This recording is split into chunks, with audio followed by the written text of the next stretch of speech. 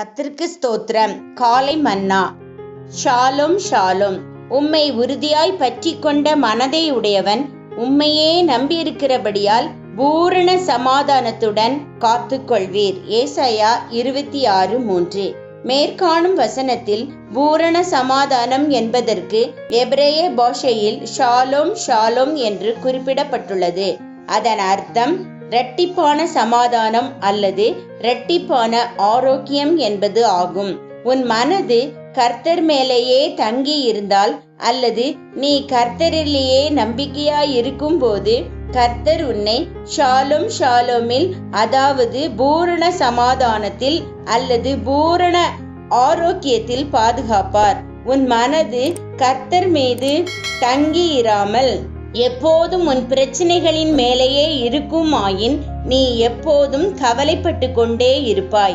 மாறாக உன் ஆவிக்குரிய கண்கள் கர்த்தர் மேலேயே பதிக்கப்பட்டிருக்குமாயின் நீ எப்போதும் ஆழ்ந்த அமைதியை அல்லது பூரண சமாதானத்தை அனுபவிப்பாய்.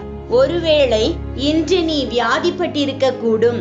உன் மனது அந்த வியாதியின் மீதே தங்கி இருக்குமாயின் அவ்வியாதியின் அறிகுறிகளும் அதன் தோற்றமும் அதை குறித்து மற்றவர்கள் கூறும் அபிப்பிராயங்களும் உன்னை பயமுறுத்தும். ஆனால் நீ கர்த்தரில் நம்பிக்கையாய் இருந்தால், அதாவது உன் மனது கர்த்தரிலேயே தங்கி இருந்தால், அவர் உன்னை சுகமாக்க வல்லவராய் இருப்பது மாத்திரமல்ல, நீ இழந்து போன ஆரோக்கியத்தையும் சமாதானத்தையும் உனக்கு மீண்டும் தரவும் வல்லவராயிருக்கிறார். அருமையான தேவ பிள்ளையே, நீ ஒருவேளை தேவனில் நம்பிக்கையாய் இருப்பதாக கூறலாம். ஆனால் உன் மனது அங்கும் இங்கும் அலைந்து திரிந்து கவலைப்பட்டு உன் பிரச்சனைகளின் மேலேயே தங்கி இருக்க கூடும். தேவனுடைய வசனம் கூறுவது யாது?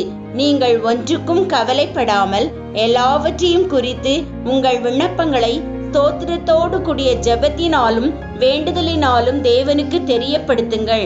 அப்பொழுது எல்லா புத்திக்கும் மேலான தேவ சமாதானம் உங்கள் இருதயங்களையும் உங்கள் சிந்தனைகளையும் கிறிஸ்து இயேசுவுக்குள்ளாக காத்து கொள்ளும்.